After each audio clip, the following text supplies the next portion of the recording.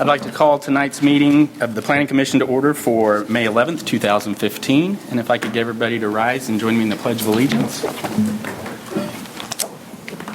pledge allegiance to the flag of the United States of America and to the republic for which it stands, one nation, under God, indivisible, with liberty and justice for all.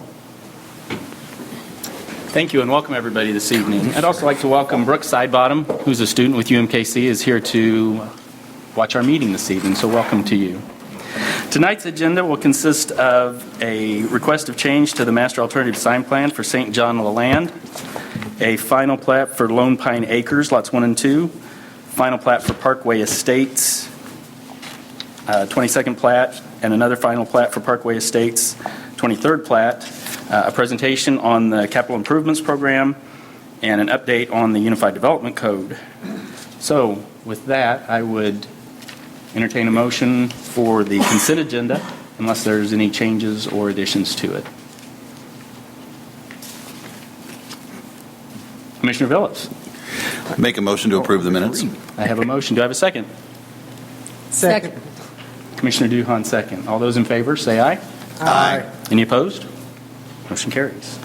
Okay, first item on the agenda is the Master Alternative Sign Plan for St. John Leland. And Mr. Jury, would you like to give staff presentation for us? Thank you, Chairman and Commissioners.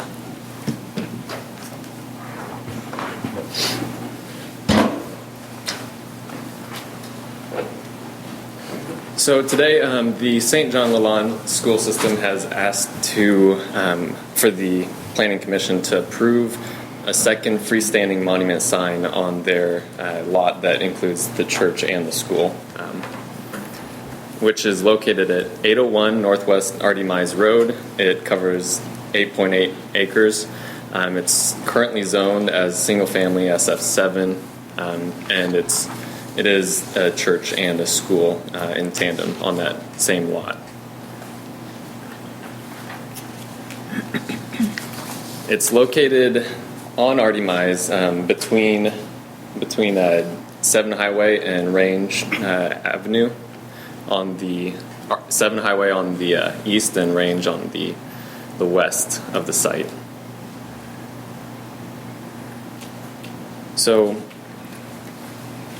from the submittal that the St. John Leland Catholic School has given us, they meet the requirements of the monument sign, the setbacks and the size and everything. The only condition that they don't meet is that this is the second monument sign on the lot for the Artie Mize street frontage. They're only allowed one per frontage road, and in this case, this will be their second, and they ask for a variance in that aspect.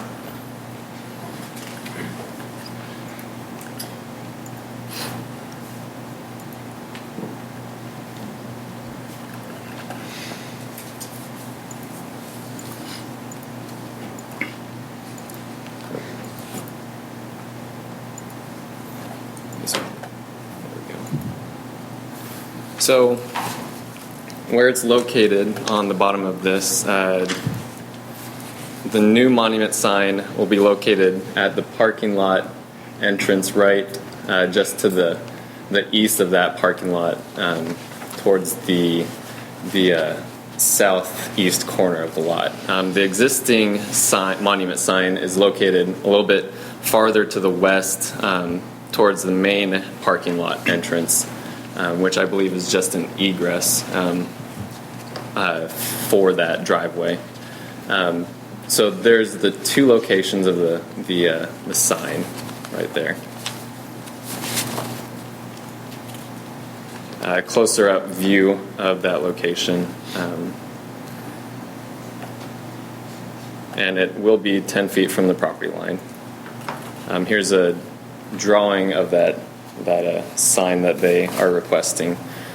So there's no illumination, there's no changeable copy, and so the only thing that is really more intense about this use as a sign is the fact that it is the second monument sign. So in this case, the staff recommends that the second monument sign is approved based on the precedents set by City Council in a previous action where they approved a second monument sign for another church/school in the Blue Springs area, Plaza Heights Baptist Church, back in 2009, I believe. They set precedents with this, and they allowed a second monument sign on the same frontage road, and so staff recommends the Planning Commission provide the same allowances for St. John the Lawn. If there's any questions. Does the commission have any questions for Mr. Jury? Seeing none, thank you. Would the applicant like to come forward, make a presentation, comment?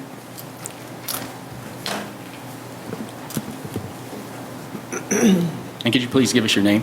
Yes, sir. Good evening, Planning Commission. My name is Dan Lester, and I'm a parent of a couple St. John the Lawn students and a member of the school advisory board. The reasoning behind the request for additional signage, the first sign is really allocated for the church property, which I believe is 801 for St. John the Lawn Catholic Church, 801 Northwest Artie Mize Road, whereas the school itself is 805 Northwest Artie Mize Road. We have the way it works for both drop-off and pickup. Parents pull into the easternmost entrance, and they will circle around through the north side of the church building, and then drop-off is solely at the western entrance, 3 or 4 cars at a time of students. The reason being, with all of the school issues that we had, we commissioned a couple retired Secret Service agents to come in, do a school safety study, and they identified that probably the most vulnerable position during the entire school day was both drop-off and pickup. So we had to consolidate the manner in which we were doing that. So we would come in and go counterclockwise, and both drop-off and pickup would take place in front of the school. And I'm sorry, I'm illiterate when it comes to working the and Nathan, you probably just explained it and I didn't listen, so okay, there we go. So if the mouse cursor is working there, cars enter once again on the southeast corner. They circle around all the way around to the north of the church. They're lined up, and drop off and pickup takes place both right here where the cursor is. Where we run into problems is both kindergarten and pre-K parking, drop off and pickup occur right here in this parking lot, and the entrance for both kindergarten and pre-K students with parents taking them in, and those parents are allowed to escort their children into class, occurs in the lower level entrance on the southwest corner of the building. So we felt a sign would be very beneficial in 2 different ways. Obviously, one, to avoid traffic congestion, directing parents, and a lot of times it's grandparents who, if it's my mom, has no idea where I'm, anyway, trying to explain to her where to get the kids at. But so that will give them an identifiable piece of signage to pull in, and hopefully create any backlog of traffic there along both Artie Mize and congestion pulling in. The other, and there's a secondary benefit also, and it is additional recruitment. Blue Springs has a wonderful school district. We all know that. We're all blessed here with that school district. St. John's has been a staple in the Blue Springs community for decades, and the students come back and are very active within the community as well, and it's provided an outstanding education.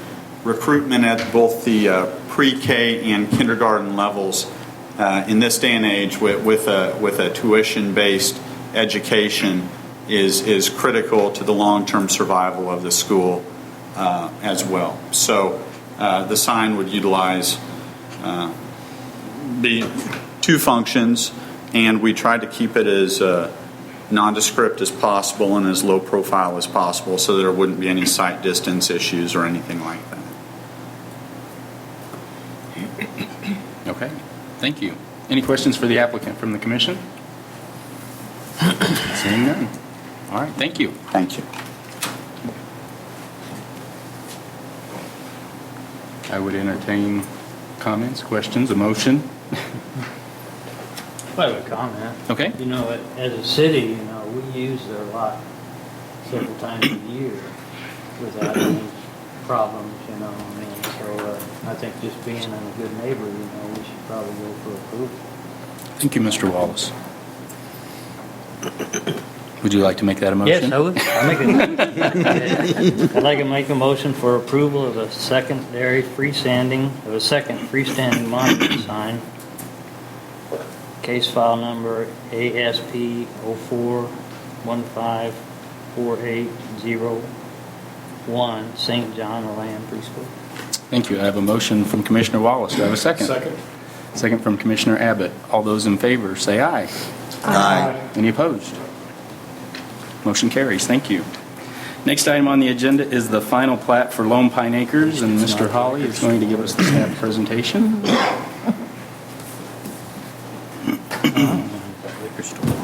Yes, thank you, Mr. Chairman. Take a second to get this up here.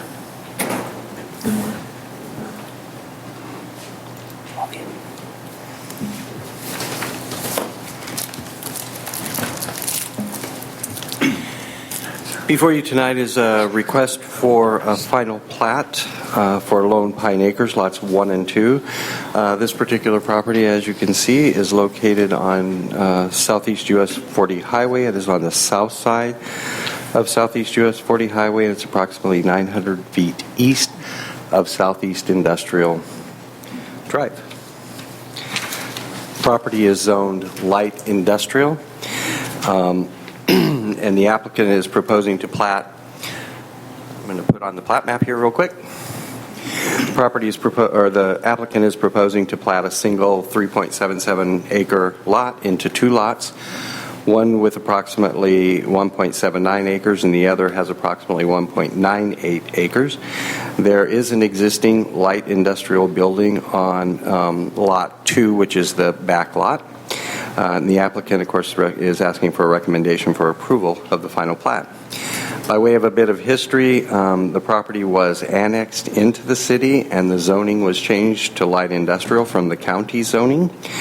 In October and that same month, the Planning Commission did approve the preliminary plat for Lone Pine Acres.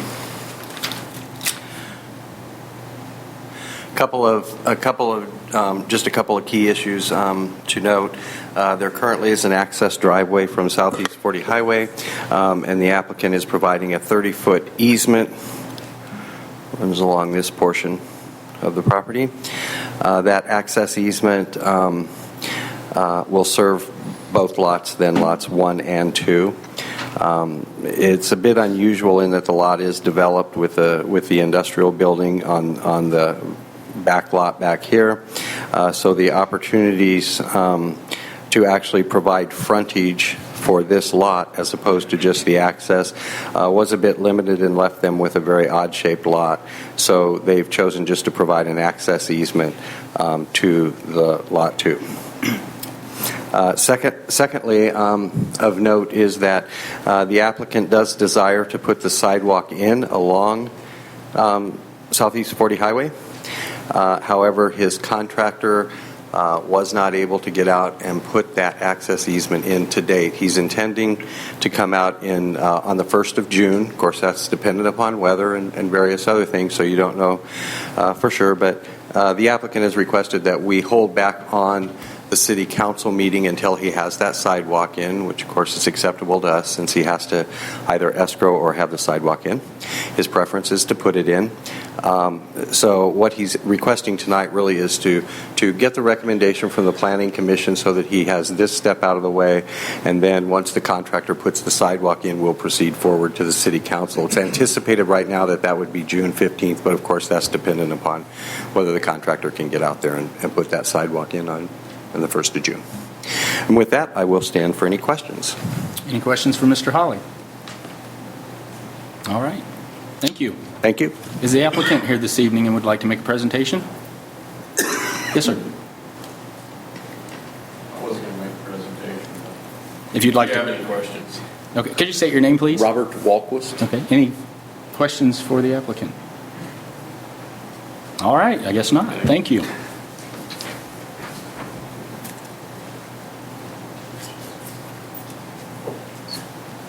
Any questions? Motions? Yes, Commissioner Phillips. I move for approval of the final plat PF 04144803 with the one staff recommendation. Okay. I have a motion. Second from Commissioner Duhan. All those in favor? Aye. Any opposed? All right, motion carries. Next item is going to be items 4 and 5, and we're going to hear those together from Mr. Wright, but we will vote separately on those as individual items.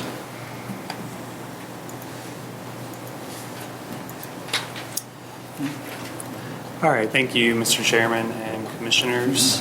This is for Parkway Estates, PRO 22nd and 23rd plats. The 22nd plat is located at the southwest corner of Southeast Shamrock and Southeast Monterey. And then the 23rd plat is located on the west side of Southeast Monterey on both sides of Southeast Crimson. The 22nd plat includes 4 lots and covers approximately 1.47 acres. And then the 23rd plat includes 6 lots and covers approximately 1.85 acres. Both plats match what was approved in both the preliminary plat and the PRO final plan. And all required street, utility, and stormwater improvements have been completed when the cul-de-sacs were put in a few years back. The applicant has submitted the proposed amendments to the covenants, conditions, covenants, and restrictions for Parkway Estates. There will be 2 amendments that will include these final plats. All lots are classified as Class G, which requires a minimum square footage of 1,400 square feet, which matches the classification of all the lots in between Monterey and Adams Dairy Parkway. And staff recommends approval of both of these final plats with the conditions stated in the staff report. Okay. And I'll be happy to answer any questions you may have. Any questions for Mr. Wright? You guys are easy tonight. Thank you. Mr. Salee, would you like to make a presentation to the commission? My name is Randy Salee. The development company that we're developing this under is R.L. Salee Real Estate Investments, LLC. And I'll be happy to answer any questions. These lots were actually existing lots that were developed before we purchased the property, and we're just wanting to be able to pull permits and build on these remaining lots. So if there are any questions, I'll be happy to answer them. Any questions from the commission for Mr. Salee? Okay, thank you.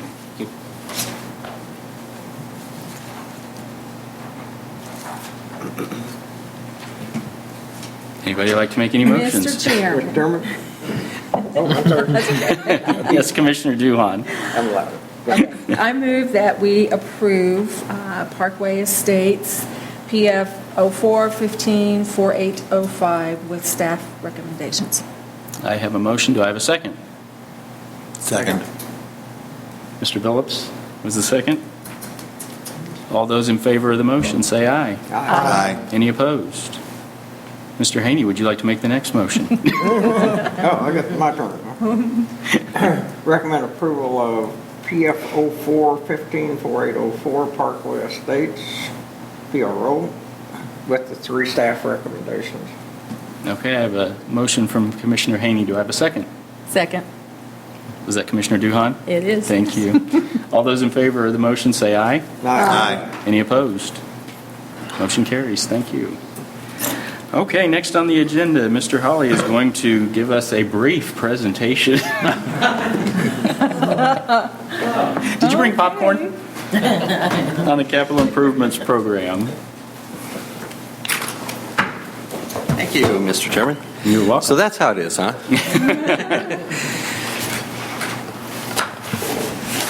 Let's see.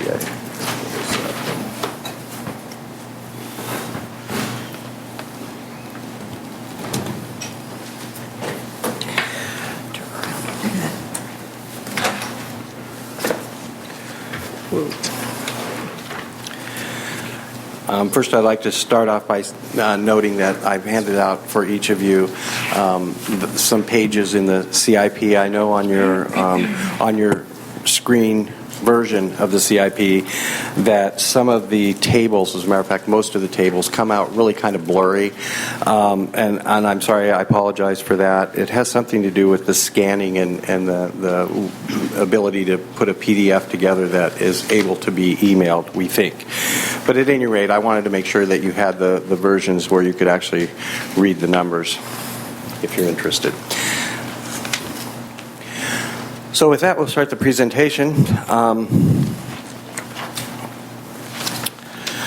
And we'll start by having some thank yous, and certainly like to thank Commissioners Ken Billups and Travis for Chairman Graham for serving on the CIP rating committee or review committee this year.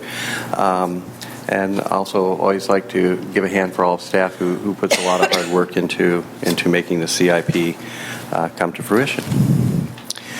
The CIP is being submitted in accordance with the city's charter. The 2015, 2016, 2021 projects and budget are consistent with past CIP budgets and directives, of course, provided by the City Council. The projects are categorized this year. This is new. In the past, we have been categorizing projects primarily as being either funded or unfunded. But we thought that we could tell a better story with the CIP if we use these categories: maintenance, equipment replacement, and capital improvement. So projects are still noted as funded or unfunded, but they are grouped in categories. Again, those 3 categories. That's a fairly significant change to the CIP, but we think it does work better and it tells a better story as far as what our CIP is doing on a yearly basis. The majority of the projects, as you will see as we go through, are really provide for maintenance, rehabilitation, or equipment replacement. We have very few capital projects within our budget.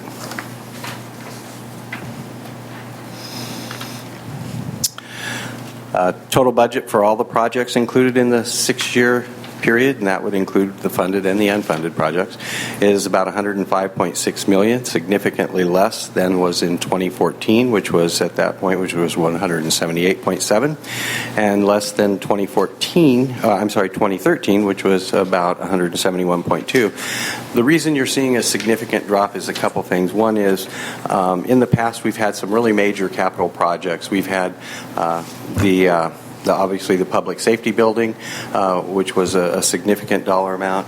Last year, we had the Tri-County water extension, which again was a significant amount. So that reduced the budget considerably when those projects came off. And then we also removed a lot of the parks projects in anticipation of the parks master plan. So most of those projects were on the unfunded list, but again, they were removed while we analyze really what we need to do through that comprehensive parks and open space master plan. Total funded projects, the total for the unfunded projects for the 6-year plan is about $74.7 million. Projects proposed to be funded is about $4.85 million, and it represents about 16% of the 6-year budget for funded projects.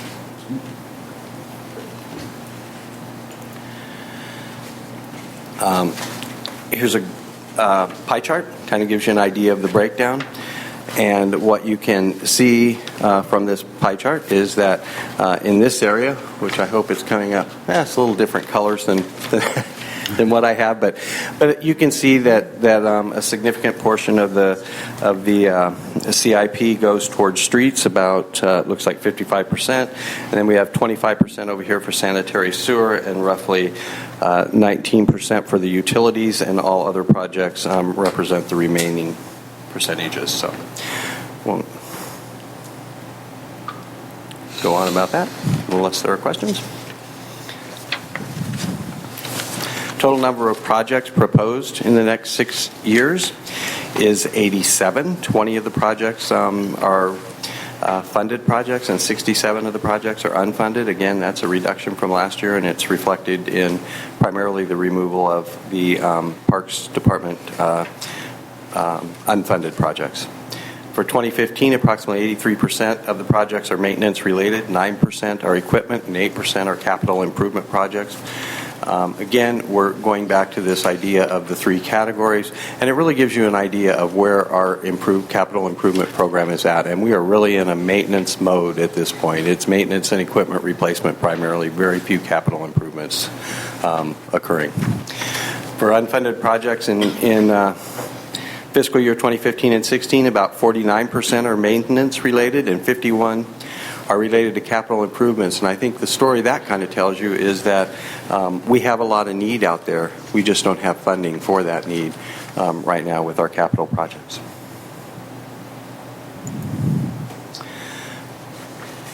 Taking a look at the 2015-16, that should say up here, the 2015-16 funded CIP projects, the projects that were carried forward from last year.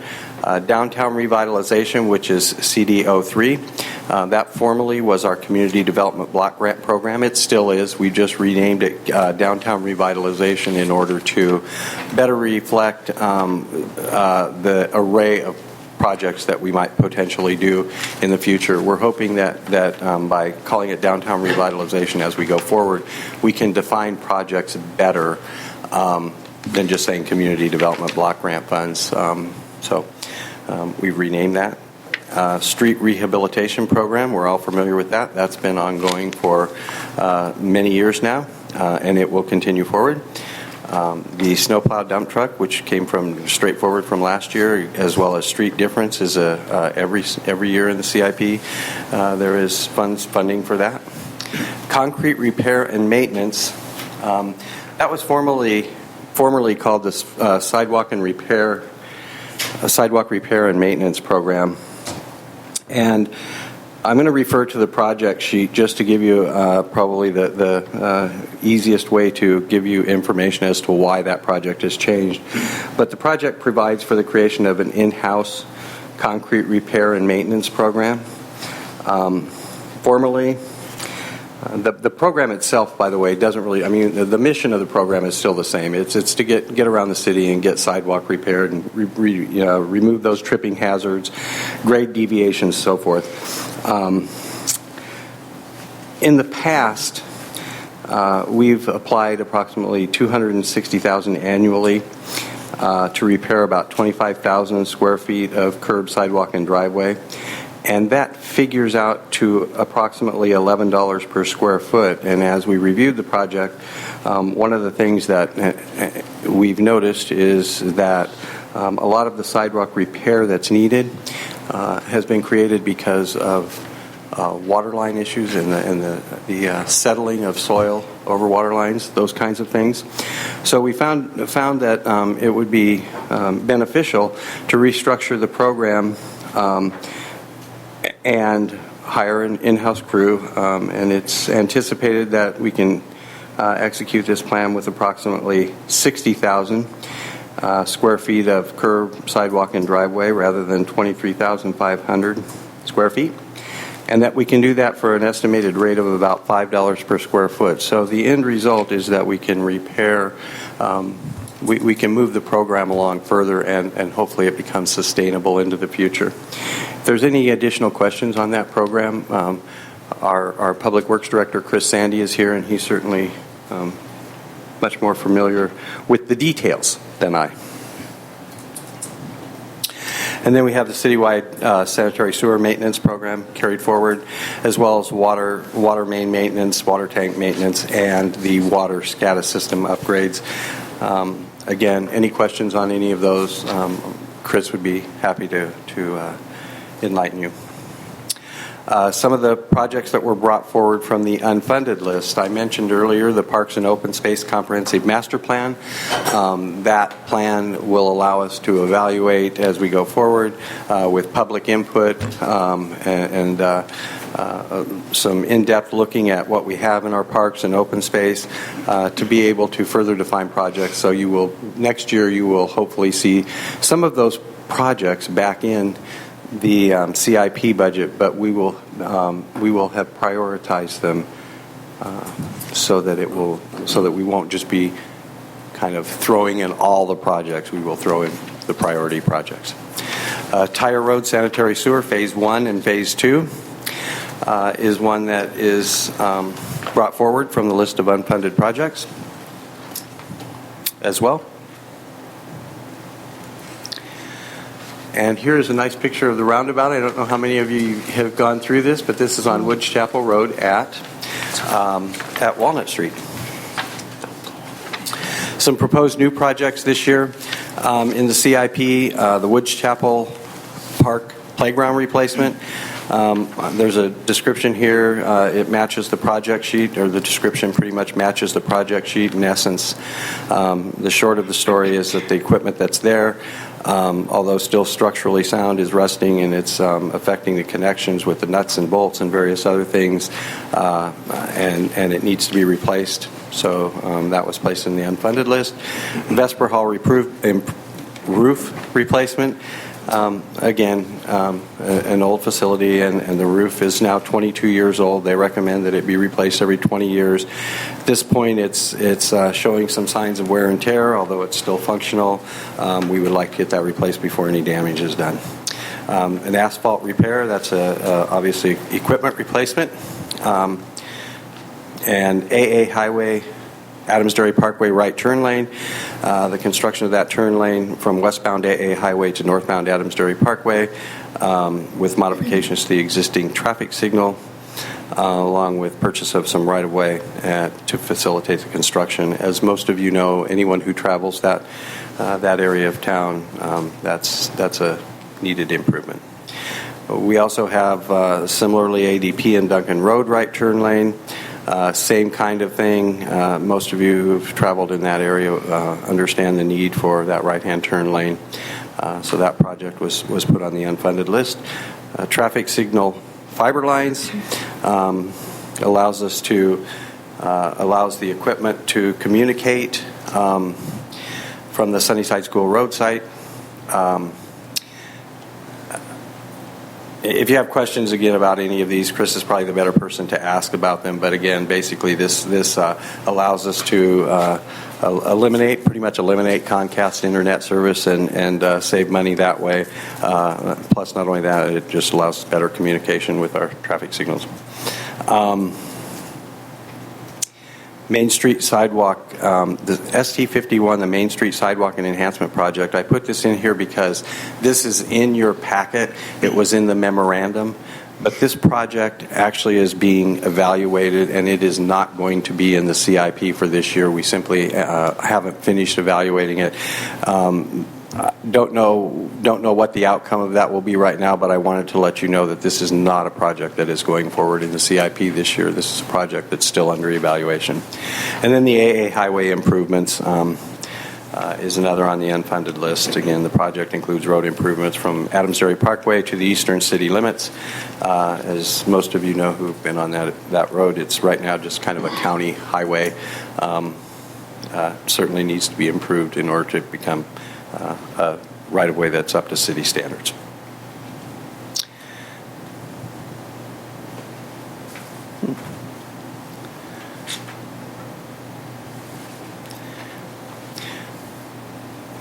Woods Chapel Road improvements.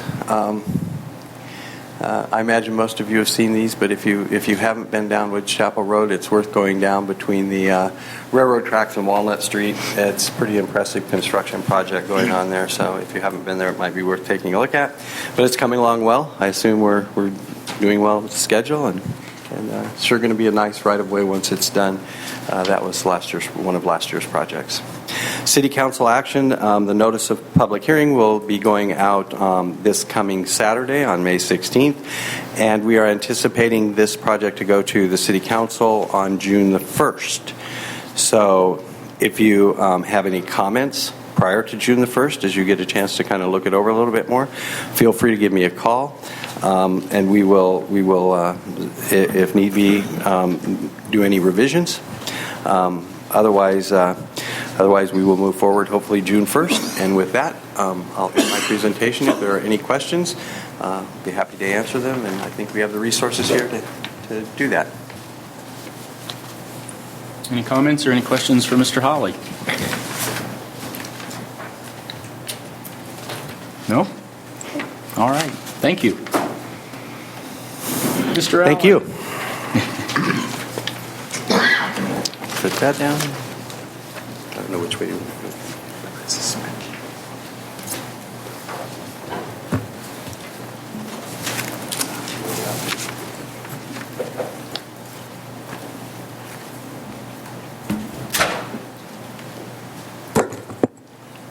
All right, thank you, Mr. Chairman and members of the Commission. I just want to give you a quick update and kind of overview of the Unified Development Code update project. As you know, last year, actually last summer, almost a year ago now, we brought forward the updated comprehensive plan for your review and consideration, and had the steering committee a part of that. Appreciate everyone's work on that. Still trying to keep the steering committee active, going through the UDC update as well. So just give a little bit of refresher on the comp plan. As you know, we're talking primarily about places, not land uses, trying to be more holistic in how we think about Blue Springs. We looked at the 4 different frameworks for the comp plan: places, connections, city image, and investment. Looking at specific plans, actually looking to, we did 3 specific plans of this size last year as part of the comp plan. There are 5 left, so 8 throughout the whole city. Looking to do another 1 this summer. We'll have a planning intern starting in June to help us go through that process again. So you'll be informed and hopefully educated as we go through that process this summer with the next area plan. So looking to streamline more of the development review process through the UDC. These are just some of the areas, sections that were being looked at. Staff is currently reviewing the minutia of the plan and looking to go forward with some more public review through the steering committee and through the DAC, the Development Advisory Commission here, in probably another 4 weeks or so. Looked at different street types, and Chris will come up here and talk a little bit more about this with the design manual. This is kind of where we started. We kind of tried to emphasize more the standard and neighborhood type of streets. The natural activity are very specialized. We really didn't focus too much on that with the UDC, really looking at the neighborhood and standard concepts. Open space types, we tried to give a little bit more, options with open space as developments come forward. So again, here it says a new approach to subdivisions, but also to commercial areas as well. Here's some of those images. A little bit hard to see up there, but can certainly provide this PowerPoint to anybody who would like to kind of magnify some of these images. But these are different types of open spaces. We really want to give more of a kind of a menu to developers rather than just kind of let everybody just fend for themselves as we move forward. Same is true with building types. The Downtown Development Code is really explicit in terms of form-based concept versus just strict land uses. So again, giving more of that palette to select from to put their projects together. Again, here's a good example of that, looking at 2 new zoning districts, not rezoning any property with the UDC, but providing some opportunities for some mixed density, mixed use type neighborhoods that really reflect more of those neighborhood plans that you saw with the comp plan. Again, the idea is just to give more options here, some different options for residential building types that we really took from the downtown development code. Again, here's more of the small lot options. Again, I'm kind of racing over this a little bit quickly, not to get into too much of the detail, but we can certainly stop and go back through some of these if you have any questions. And again, still maintaining some of those existing building types. So the idea is to look at more of the building types and different options where they can fit in the different zoning districts. Again, just to give a little bit more guidance, more options for developers as they move forward here. And again, the single family districts are really not impacted. It's really looking at more of that multifamily, the mixed use type approach with the residential side of things. Here are the non-residential building types. Again, very similar to the residential, just matching up some of the non-residential building types with the zoning districts that are more commercial or non-residential, I should say, in nature. Again, really taking a lot from the downtown development code. 2 new building types, pad site and small industrial workshop, again, to be more responsive to the types of developments that you're seeing come forward. These smaller type of kind of office / industrial type approaches that don't necessarily fit a strict, light industrial, heavy industrial zoning. So again, focusing more on what type of building are you looking to put on there versus can we cram you into a certain zone or certain land use type. Again, existing building types are still there. This is another interesting one. I like these images just in terms of trying to direct developments to utilize that open space, landscaping in a more functional way, rather than just trying to throw things scattershot across the development or hide it in the back corner or just cram it all into the detention area. Again, give more guidance and more options to consider and utilize. For example, the bottom middle one, frontage plaza. Would you have thought of that actually being called something like that with going Coronado, some of those fast food, thinking Panda Express, for example. They have some outdoor seating, some green space out front. That was counted in a kind of a forced fashion. I remember when it came forward in terms of the open space or landscaping. But really here it's trying to, I guess, promote and encourage some of those uses and give more value to it than just, oh boy, we hope we get something like that. But actually give some options and say these are the things that Blue Springs really wants to see. You will get credit points, for that as you move forward. So again, here's how that looks in a table. Apologize to everybody over here, craning your necks to see what this looks like. But again, maintaining the current idea of space, separation, landscape, looking at buffers, yards, and setbacks, but then creating some new options like I just talked about in terms of frontage plazas, courtyards, and such, and really being more intentional and distinctive with those. So before I turn it over to Chris to talk about design and construction manual, which is running essentially concurrently with the UDC, I do want to show, this is kind of our calendar. Let me zoom in here.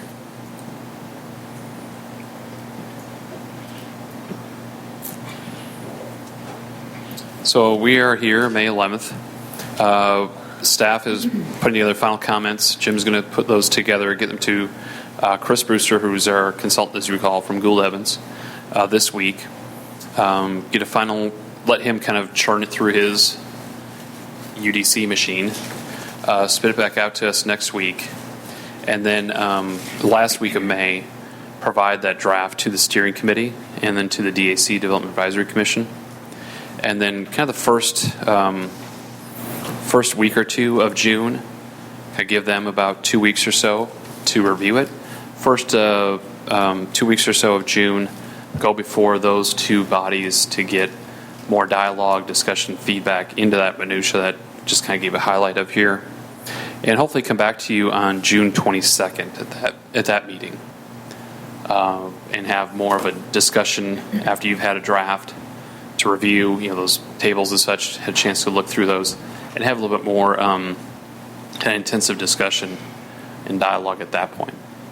Then we'll publish public notices, and then come back again, give you some time to review until July 13th.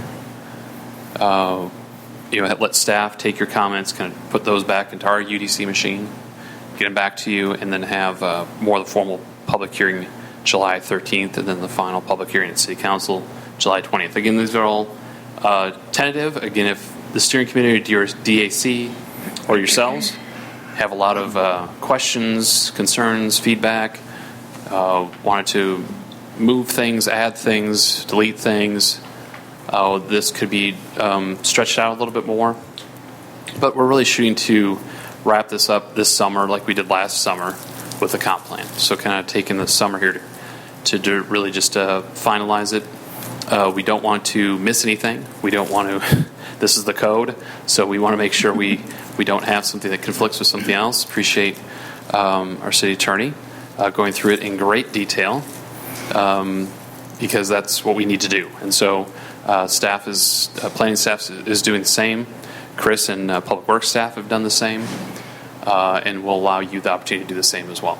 So just want to give kind of a overview of where we're at. That's kind of schedule, but want to let Chris kind of talk about kind of a companion piece, which is the design and construction manual from his department. Good evening. As Scott mentioned, last year we did the comprehensive plan, which then ran into the Unified Development Code, which has also run into the design and construction manual, which is a nice way to put it. It's a companion piece. They dovetail together.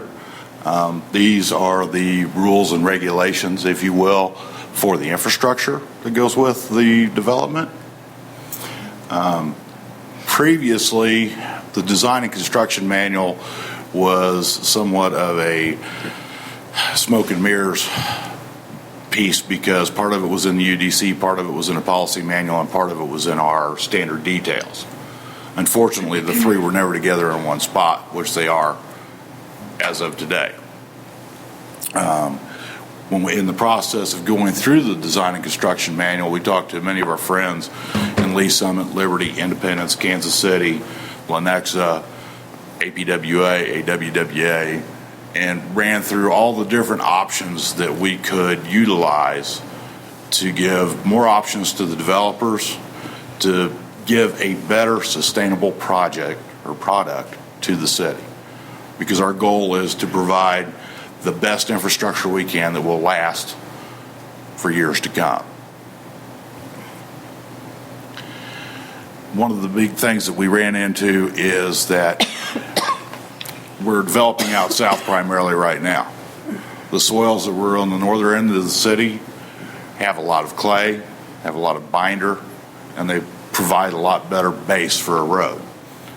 A lot of the soils out south are more topsoil, less cohesive, and we found that we've run into some problems with the old specifications.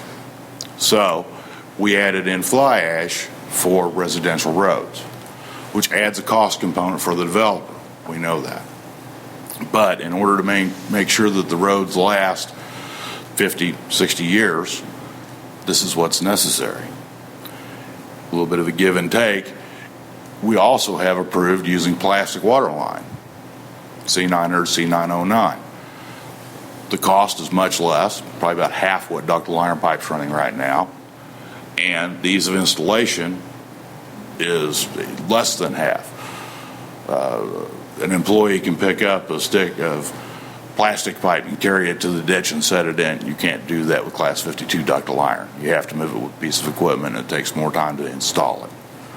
The new plastic pipe has gone through an extrusion process that makes it virtually as indestructible as Class 52 ductile iron pipe, but it's corrosion free. Ductile iron's been the standard for many years. However, we found that the one thing that is a detriment to it is acidic soils. So we have some areas in town that are failing for that reason.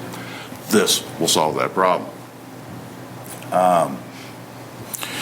When we put it all together, the significant updates, I mentioned the fly ash. We've gone up to KCMMB concrete mix, which is a better concrete mix than what we've had through the middle 80s, 90s, and early 2000s.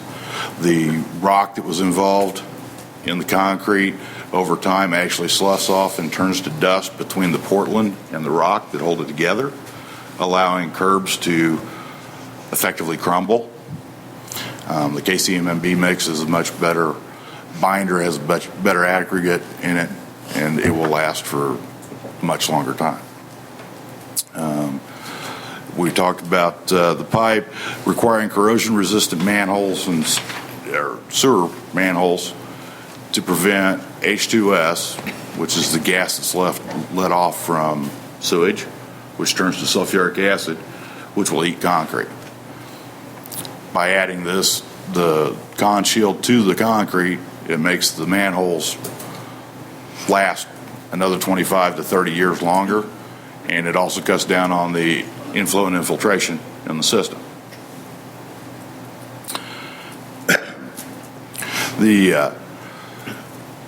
We've also added stream buffers in along streams that are in the development areas as per the MDNR requirements. That wasn't something that we came up with, but it's a requirement for our MS4 permit. Then we also looked at the Americans with Disability Act provisions for the sidewalks. The best time to lay a ADA compliant sidewalk is when we build the subdivision. And to that end, we're actually looking at adding a sheet to the plans or two that actually show the sidewalk layout so that when the builders go in to build the houses, they know exactly what they need to do on their lots so they get it right the first time. Now, after we put this in our hopper and we mix it all up, what we've come up with the new technology and using some available options from other cities, that if you look at a local residential street, this is to build a mile of it with water line, sewer, sidewalks, and so on and so forth. These are using city dollars. So it means that they've got prevailing wage. It may be cheaper if you're actually a developer and you're figuring the numbers. But the composite is 3.04% higher with the new regulations over the old regulations. But we're building what would be effectively a bulletproof infrastructure at this point. The other street that typically is done by development at this time are collector streets, and it's only 2.28% higher, and that's because typically underneath collector streets we require fly ash. So the other three streets noted are typically built by the city or once in a great while by a development like Red Development when they did Adams Dairy Landing. And so those aren't necessarily, the cost goes up, but it's less about what you guys typically look at in the formal process. So with that, as we've gone through it, we've sent it to the DAC. The steering committee's looked at it. You guys will get a chance to go through it as well. It's fun stuff to read, I promise. At that point, I think if anybody has any questions without seeing the document, but just kind of carte blanche thoughts at this point, I'm available. If not, we'll follow the same process that the UDC will, and we'll tag right along with it through the process. Any questions? Got one question. Well, since we just got back from this planning conference in Seattle, there was a lot of green infrastructure discussion. Has the city of Blue Springs ever thought about trying to implement any of that? We have looked at some. You'll have to excuse me, but I'm kind of one of the guys that doesn't like to reinvent the wheel. I'd like to see how it works for a few others in this part of the country. As an example, pervious pavement sounds like a great idea. However, with the amount of snowfall we get and the freeze-thaw cycles that we go through, when you fill pervious pavement with water and it freezes and then it thaws and it freezes and it thaws and it freezes and it thaws, it puts a lot of wear and tear on that pavement that you don't necessarily get if you're in Minnesota, where it gets cold and stays cold, or if you're in Florida, where it never freezes. So we're waiting a little bit to see how that pans out for some neighbors before we jump on the bandwagon. Any other questions? Thank you. Thank you. That brings us to our last item on the agenda, other business. And Mr. Allen is taking his spot at the podium to fill us in on, we're going to do the 2015 American Planning Association Conference. As he pulls it up. All right. Thank you, Mr. Chairman. At the last meeting, gave you kind of a little summary. I know Commissioner Abbott was able to kind of talk through some of the really positive aspects of what he gained. We all kind of saw at the National Planning Conference. Again, Commissioner Sanders was also able to attend, along with myself. So it was 5 days, 4.5, I guess, intensive training at National Planning Conference in Seattle. Had amazingly wonderful weather, certainly for Seattle as well. I did get a little taste of it one evening, but that was about it. Just wanted to, I'll kind of lead it off here, and I'll turn it over to Commissioner Sanders, Commissioner Abbott to talk about kind of their favorite session. Everyone hopefully has a handout of the summary reports. This is the homework. This is the requirement for being able to attend the national conference, is to make sure you're taking good notes and you share all your knowledge with everyone here, and I do, we do the same then with staff as well. So just a lot of good information, good links. We'll email this out to everybody, so you can kind of just click on these links if you want to see some more information about any of these issues in particular. So for me, there's kind of it was a mixed bag. There were some that were really great, some that were not so great, and I'm sure the others felt the same. Did want to highlight two of them myself, and coincidentally just happened to be the first one and the last one. So it had nothing to do with, I don't think anything in between being poor. It's just those two really stood out in terms of, the first one talking about business sustainability. I don't know if you recall, but Blue Springs, in conjunction with the Chamber of Commerce and the Blue Springs EDC, have been working the last little while on putting together how to start and grow a business in Blue Springs. There's a brochure. We've done some expos at the library branches, and it's really been positively received by the community. And again, good partnership with Chamber of Commerce and the EDC. And the very first session I attended was similar kind of experience from folks from the city of Chicago and from the city of Seattle. Again, larger cities, but doing very similar things like that Blue Springs is doing. So again, another confirmation. I know Commissioner Abbott mentioned the same last time. Just confirmation of what we're doing is actually been very successful and beneficial in other cities, and especially in other larger cities. So we're either following a good lead or we're leading there with the rest of the pack in terms of some of these ideas and concepts that we're implementing.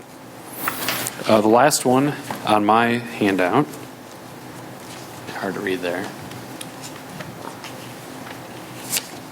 Anyway, it says finding space for bicycles. That sounds a little simplistic, but again, a lot of the benefit of going to these conferences is just to hear some good anecdotes, just some good stories about kind of the good and the bad of experiences of folks similar in your position. Other planning commissioners, other planners, developers, and such, kind of, what have you learned? How can we learn from your successes and also from your mistakes? And one of those was actually a really good one from Washington, D.C., where they talked about putting in some, they call them cycle tracks. That was one of the phrases of the conference, was cycle tracks. Which essentially just a more clever term for protected bike paths. Bike paths that are separated from the road or in the road and perhaps have a small concrete barrier, to kind of keep them as, essentially, they call them cycle tracks. I guess you'd roll a ball down it and it wouldn't roll into traffic. It would just kind of bounce around like a bowling alley, rolling it down the lane with bumpers in it. But anyway, just a good explanation of how they engaged the neighborhoods where they put these in as kind of demonstration projects. And literally one street, apart from another street, had two different experiences. One street was very positive. They came out in force, wanted to see this happen on their street as a pilot project. And then the next street over, literally the next street over, they came out in the same force, vehemently in opposition. And so they had to kind of retool their approach and looked at some different alternatives. So it was, again, just those types of examples of hearing both the good and the bad, and just how best to approach those, so we can kind of take those lessons back and apply them in our work as well. So with that, again, there's a lot of information in all the presentations. I'll turn it over to Commissioner Sanders or Commissioner Abbott to maybe share kind of what maybe one of their top sessions that they attended that was kind of unique. Can I go? I'll go. Sure. So there was several classes that took some that had some great insight to some things. One was the economic, that's page 2 of my write-up, the economic development and the value of place. I thought it was pretty interesting in this one. They were talking about St. Louis versus Seattle and some of the issues that those cities face and how they're addressing them. St. Louis is, those of us who are from around here know St. Louis is pretty segregated. I mean, there's counties, there's so many cities and municipalities that are 250 people or something like that, and solely live on the revenue of police giving out tickets. But there's no unified effort in terms of how they plan, really. And so they're struggling with that in St. Louis, and they've had issues. I'm from St. Louis. They've had issues for as long as I've been alive, and certainly prior to that. Portland, on the other hand, is very unified, and they are able to go out and do economic development and that kind of stuff. And then also their planning is pretty cohesive. So it was interesting to hear them talk about that. The one thing I kind of also took away just in my mind is that last sentence there. And statistically, people are willing to take up to 15% less salary just for the natural amenities of a location. So they had statistics about heat, cold, mountains, and I forget what else. Well, I have it up there actually. Terrain, sun, and so people will take 15% less salary just to live in Portland than they would in, say, St. Louis, because of the amenities that are surrounded. I think to myself and think, yeah, that's probably true. I would take less money to be in the sun. So that was pretty interesting. Another one, the one I really kind of liked was over here in Denver, a couple of communities, and now these are established communities surrounding Denver and Denver as well. It's the Sustainable Neighborhoods Program on page 3. It was pretty interesting because these neighborhoods, and I think of our neighborhood of Stone Creek, that really got together and wanted to do something in regards to sustainability and how they can improve their own neighborhood. And they worked with the city. The city really didn't have to put any money up for it. It's very low cost to the city. They're more acting as a guide and accreditation, if you will, for the program. So they rolled this out, and they have neighborhood after neighborhood now adopting this in Denver, where basically the neighborhood gets together and comes up with the program. And they have guidelines, and there's criteria for it. but the cities then give them credits. And basically, you can become a sustainable neighborhood now through their program.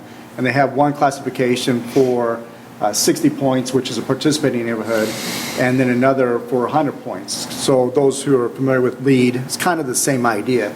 So it's pretty good. And now those neighborhoods are becoming attractive places for residents to live because they are connected and they meet regularly. And they're, have the gardens, have bikes, they do cleanup days, they do neighborhood energy efficiencies going through the houses and changing out light bulbs or whatever it is, those type of things. So I thought that was pretty interesting. And finally, I'm sure you're tired of hearing my voice, but I want to talk about Sweden. Sweden's got it going on. They really, I didn't realize how well populated Sweden was until I took this class for the session. It's pretty populated, and it's got a lot of. It's pretty rich as well. What they're doing in a lot of different cities, and I put Malmo and Stockholm up there, but they have aggressively tackled their sustainable and transportation issues, and so they are pushing bicycling, mass transit, and other avenues besides automobiles, to the point where you can see they have a reduction of 10% in the next 15 years in Sweden, or in Malmo, which is actually kind of goes along with a lot of things I went to in terms of livable and workable environments. And that's kind of the push in a lot of the sessions I took, even when we talk about aging downtowns and that kind of stuff. So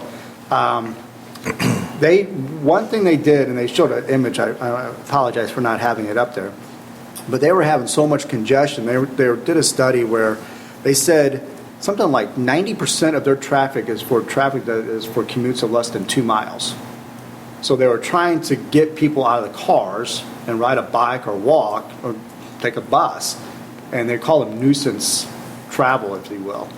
So they started charging people to come into the city, and they had a huge reduction. This image shows 1 year to the day. The next image, it was incredible, like going down I-70 at rush hour and only seeing 1 lane of traffic. It was that drastic. And they were just basically charging people. And they had a little scanner, and you got dinged if you went through the city. And the other thing is they increased parking costs. So if you wanted to park, it wasn't 50 cents for an hour. It was $5 or something like that. And those two things really discourage people to not use their cars. And so they're having some great success over there. I thought it was interesting. Oh, no, we don't have that here in Blue Springs, except Highway 7. That would be interesting. You can see it definitely in some larger cities where the congestion is pretty bad, St. Louis and Denver, Chicago, and how that might transform how people behave, really. So those were mine. Well, on mine, basically, we're talking about two of them. A lot of the ones I went to had to do with sustainability and green infrastructure and green streets.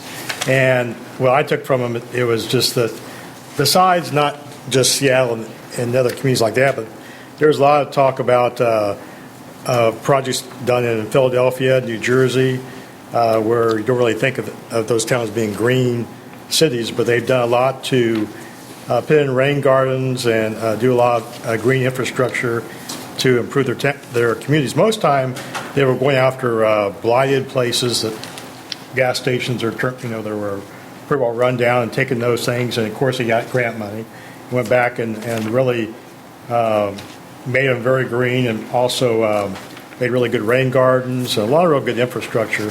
Now, like for one thing that we did at Scott's arranged our little walking tour. One of the I can't remember what the island was we went to, but we saw a lot of good rain gardens. But it was interesting because we talked to a few people as we were walking around, and a lot of the retired people thought the rain gardens were nice, but they were concerned about the maintenance because they don't see what the rain garden's really doing, because it's really slowing down the rain, how fast the rain goes through the soil to erode it. I mean, if you slow it down, it's not going to erode as fast. It was interesting, just their opinion on what they thought about rain gardens they were pretty to look at, but they were worried about who's going to take care of them. But anyway, I thought there was really, like Jason said, I always enjoyed going to some of the talks had to do with a lot of the sustainable activities go on in Europe because, talking about reinventing the wheel, these people have been dealing with limited resources and a lot longer than we have, and they've learned a lot of good things. In fact, they were talking about some of living buildings where basically they recycle all their rainwater and their gray water, which comes from their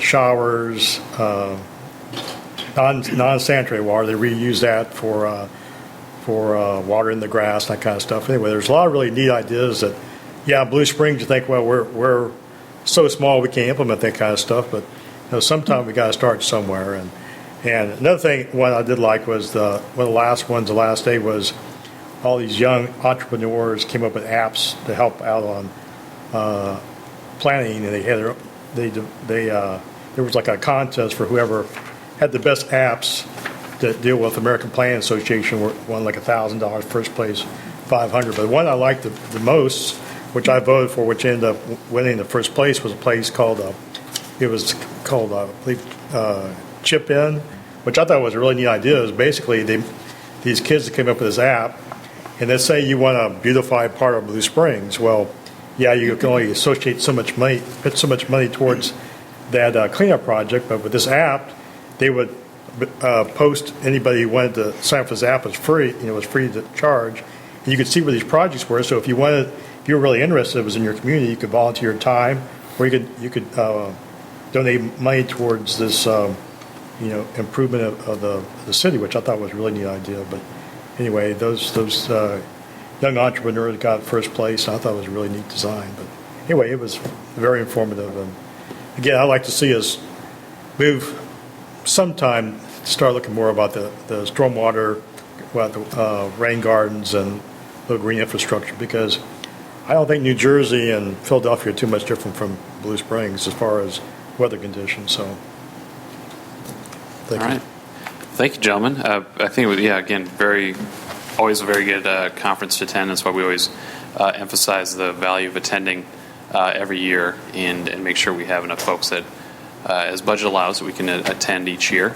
And again, hopefully get a lot of good ideas through this. The kind of theme was sustainability, and you think Seattle, and you think Pacific Northwest. You get a little bit nervous, like we're all going to talk about hugging trees and whatever and whatnot. But as as Chris mentioned too, sustainability is talking about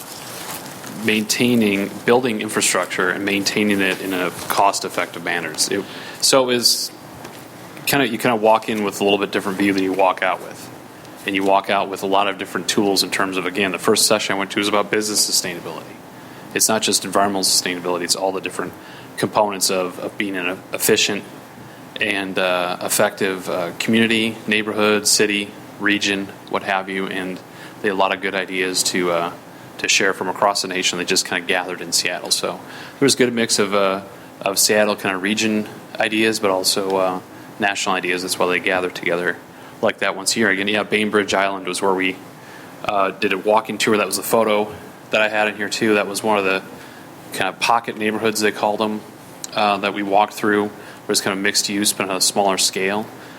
Very similar to even Blue Springs downtown. Just a block or two with just a really lot of good, dense mix of uses. And that's where they had some of those rain gardens that they were using. But it was good to get some of the locals, the natives, just coming up to us. I think it's because we were wearing our Royals gear. They knew we weren't from around there. So, and just to give their input and ideas on, what we were looking at and kind of what their feedback was as well in a real world situation. So, again, not to belabor that again, but we'll email us out. Perhaps part of the Planning Commission summary, they'll go out tomorrow. And then they'll have all the live links. You can just click on things and get some more information. If you have any questions, again, any three of us hopefully can answer those as we go forward. But we'll see what we can kind of incorporate into what we do here for the next year or so. Great, thank you. All right, thank you. Appreciate all the information. Anything else from the commission under new business or other business? Yes, Mr. Billups. be real quick here. I just want to remind everyone that this weekend, Saturday, is the annual Downtown Art Show. The half of it sponsored by Downtown Alive, the Corks and Canvas, and half of it sponsored by the Historical Society, the Arts and Antiques.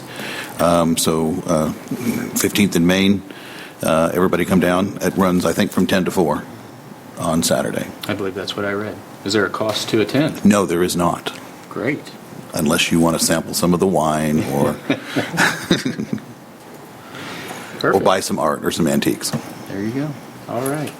Any other business?